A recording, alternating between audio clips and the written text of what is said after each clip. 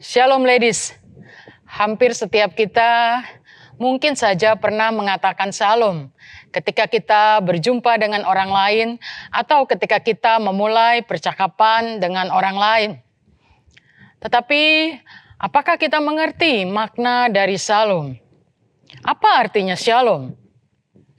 Di dalam bahasa asli, shalom berarti damai sejahtera. Dan ketika kita membaca dalam terjemahan bahasa Inggris, Alkitab mengatakan dengan kata peace, yaitu damai.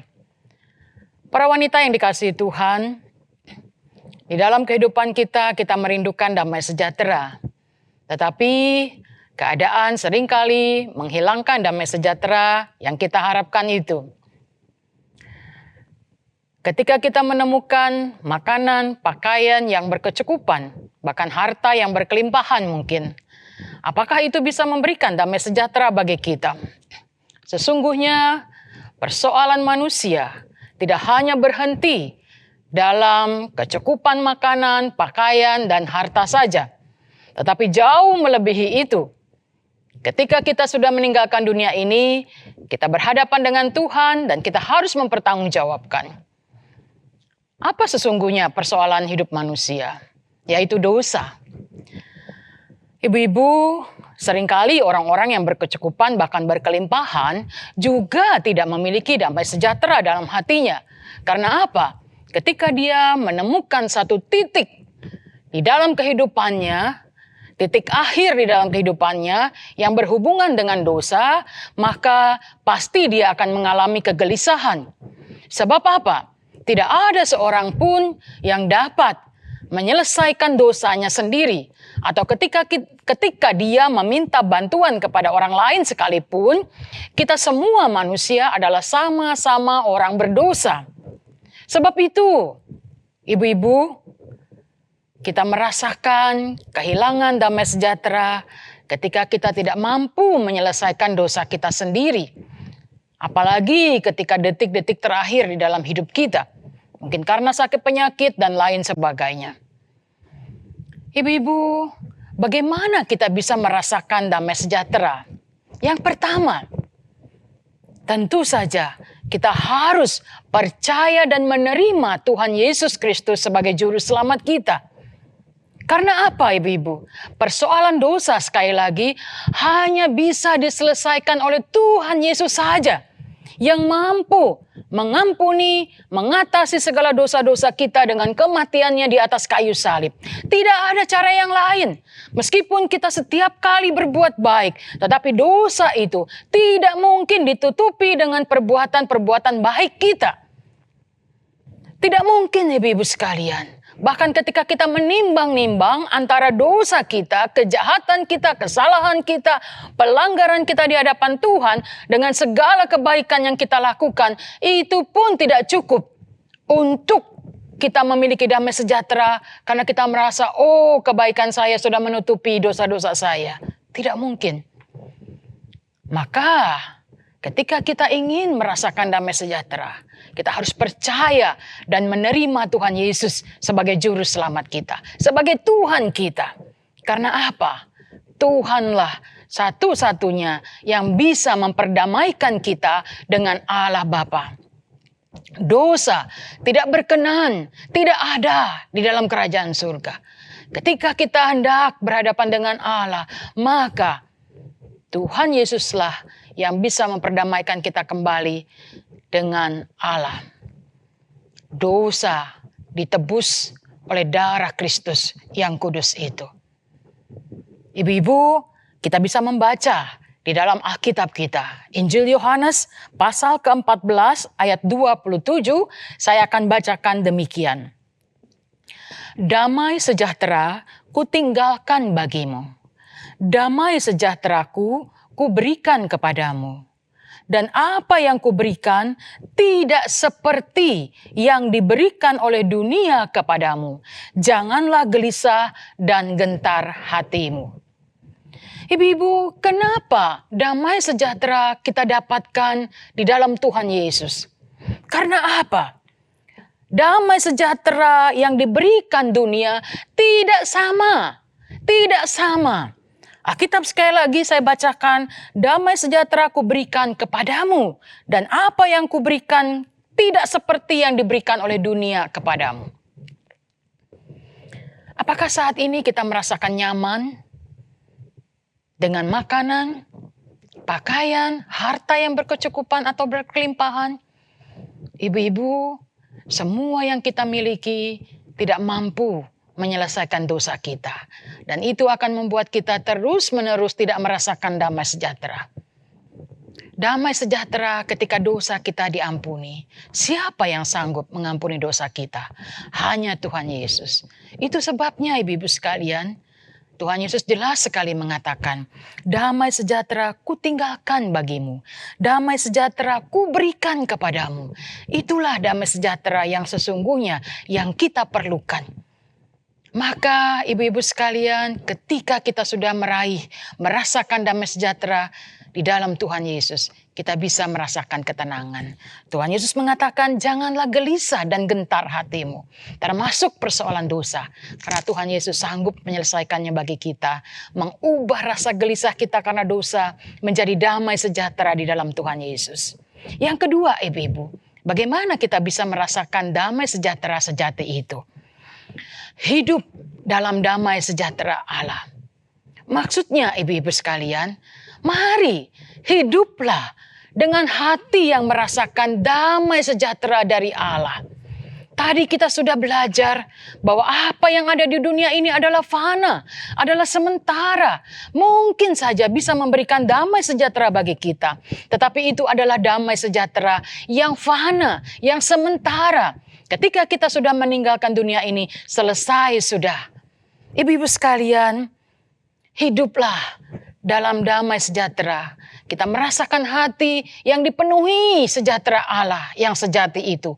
Dimanapun dan kapanpun. Pada waktu kita tidak cukup dengan makanan, pakaian, dan harta. Tetapi ketika kita tahu bahwa hidup tubuh kita ini adalah milik Tuhan, maka sekurang apapun ibu-ibu, kita tetap bersyukur. Kita tetap bisa memiliki damai sejahtera, merasakan damai sejahtera sejati itu. Karena apa? Semua apa yang kita miliki termasuk tubuh kita ini adalah milik Tuhan. Ada dalam kuasa Tuhan. Tuhan yang bisa memberikan damai sejahtera itu. Maka hiduplah dalam kondisi apapun, dimanapun, dalam damai sejahtera Allah. Hati yang merasakan damai sejahtera Allah. Apapun, mungkin ada kesulitan. Sebagai manusia, kita pasti bisa merasakan kesulitan. Masih ada persoalan, masalah di dalam dunia ini. Mari kita membaca 2 ayat dari Filipi. Filipi pasalnya yang keempat, ayatnya yang ke-6 sampai ayatnya yang ke-7, saya akan bacakan buat kita sekalian. Janganlah hendaknya kamu khawatir tentang apapun juga, tetapi nyatakanlah dalam segala hal keinginanmu kepada Allah dalam doa dan permohonan dengan ucapan syukur. Ayat 7, damai sejahtera Allah yang melampaui segala akal akan memelihara hati dan pikiranmu dalam Kristus Yesus. Ibu-ibu, apakah saat ini kesulitan, persoalan, masalah menghilangkan damai sejahtera kita juga? Apakah kondisi kekurangan membuat kita kehilangan damai sejahtera juga? Alkitab mengatakan kepada kita, jangan khawatir tentang apapun juga. Dikatakan, nyatakanlah dalam segala hal keinginanmu atau kebutuhan kita kepada Allah di dalam doa dan permohonan. Dengan apa ibu-ibu? Dengan ucapan syukur. Ucapan syukur membuat kita bisa hidup dalam damai sejahtera Allah. Ketika kita merasakan kekurangan, kesulitan, kita tetap bersyukur. Karena apa? Semua yang ada dalam diri kita milik Tuhan. Kita merasakan tenang.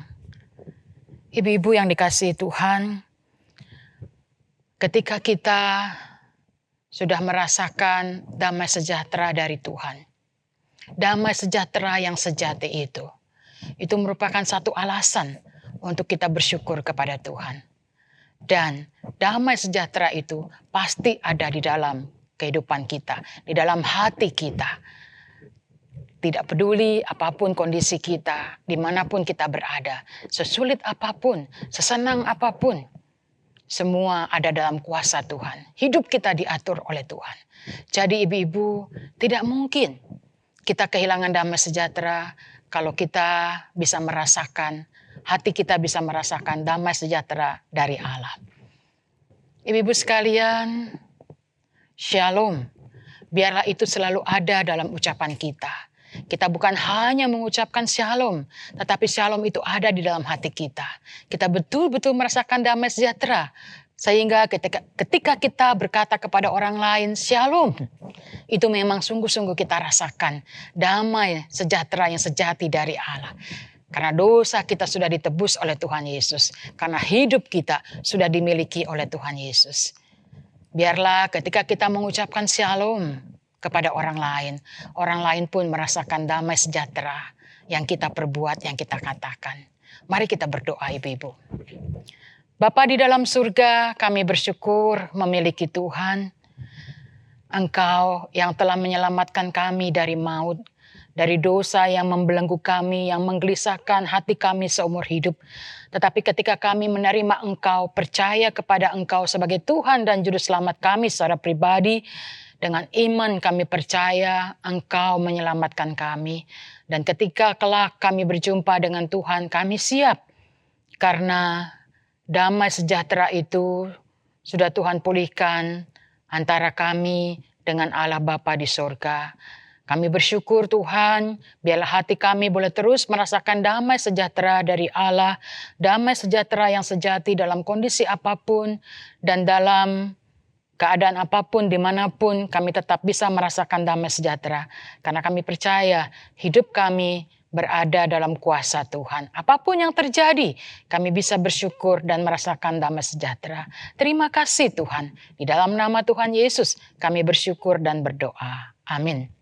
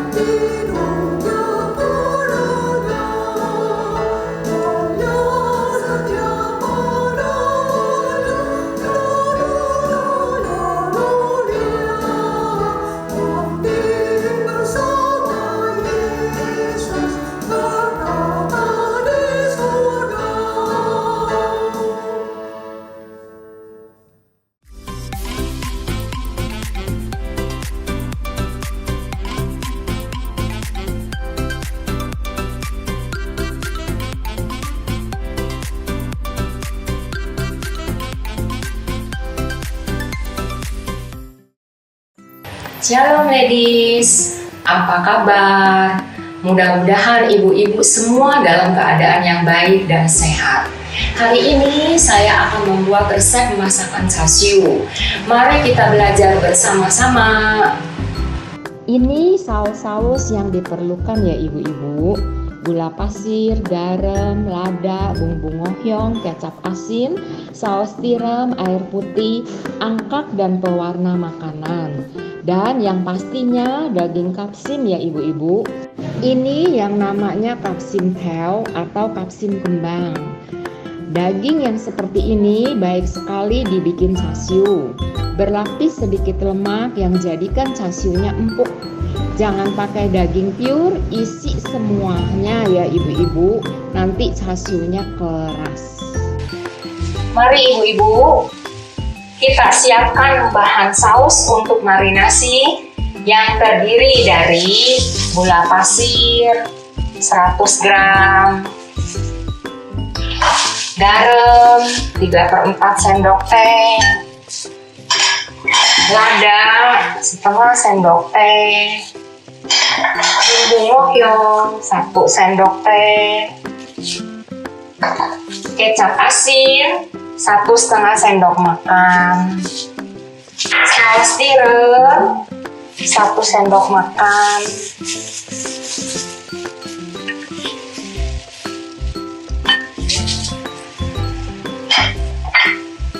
angkat yang dihaluskan, tapi kita bisa memakai juga pewarna makanan cherry red 1 sendok teh. 1 sendok teh dulu nih ibu-ibu, ntar waktu masak baru ditambahin lagi.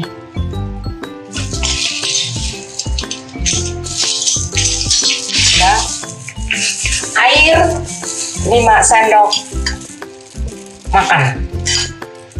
Nah,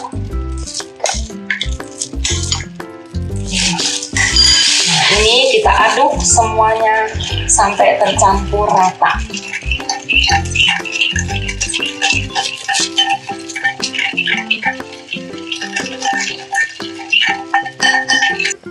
Ya, ini ibu-ibu daging kapsim, namanya kapsim tail atau kapsim kembang yang udah kita minta dipotong jadi 2, dicuci bersih-bersih, lalu kita lap dengan tisu.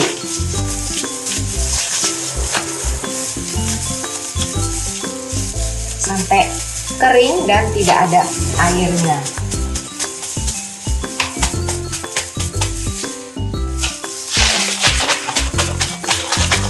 Setelah kita lap, kita tusuk-tusuk dengan alat pelunak daging.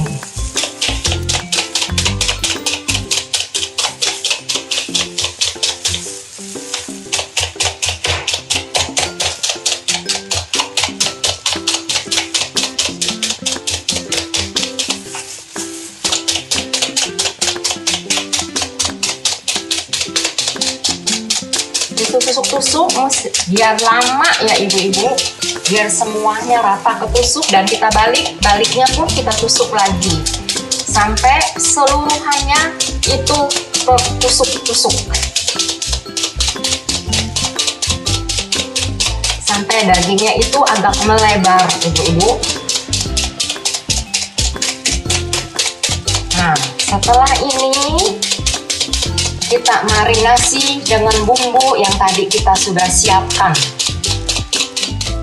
Nah, ibu-ibu, daging ini udah tertusuk semuanya dan dia menjadi melebar. Tandanya itu berarti dibulak-balik sudah tertusuk semua. Kita taruh di wadah. Nah, kita marinasi dengan bumbu ini yang tadi kita udah siapkan.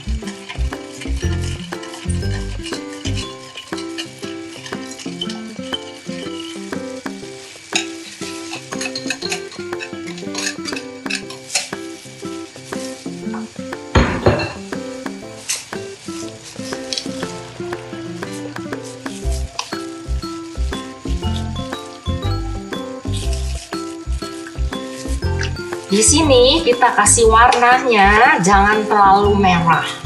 Karena apa ibu-ibu? Supaya luarnya merah, tengahnya tuh putih.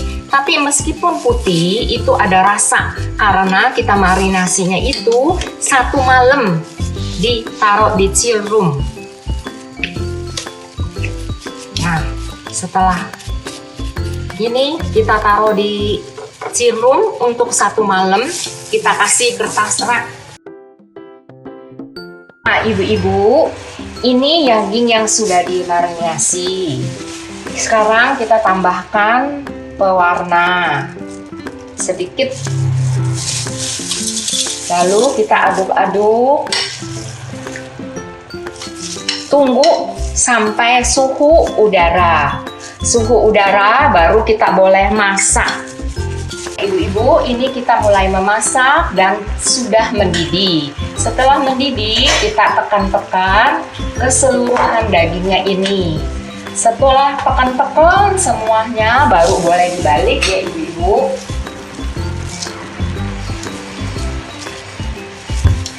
Setelah dibalik-balik, kita tekan-tekan lagi sampai dia keras. Dan sausnya mengental. Sampai di mana kekentalannya itu? Sampai dia bisa menempel ke chasiunya. Setelah itu dan keras, itu tandanya sudah matang. Nah ibu-ibu, demikianlah tadi cara memasak chasiu menurut resep saya. Dan inilah hasilnya. Mudah-mudahan ibu bisa mencoba resep ini di rumah masing-masing.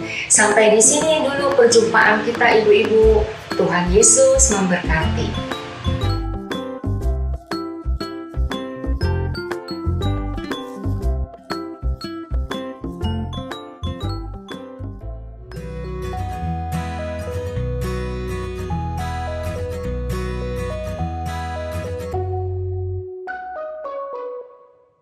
Para wanita yang dikasihi Tuhan, kita bersyukur hari ini kita masih bisa mengikuti persekutuan online dalam Komisi Wanita GKI Mangga Besar. Saya terus berharap kepada Tuhan, ibu-ibu tetap setia dan merasakan berkat Tuhan melalui persekutuan kita hari ini. Sampai bertemu pada persekutuan selanjutnya, Tuhan Yesus memberkati.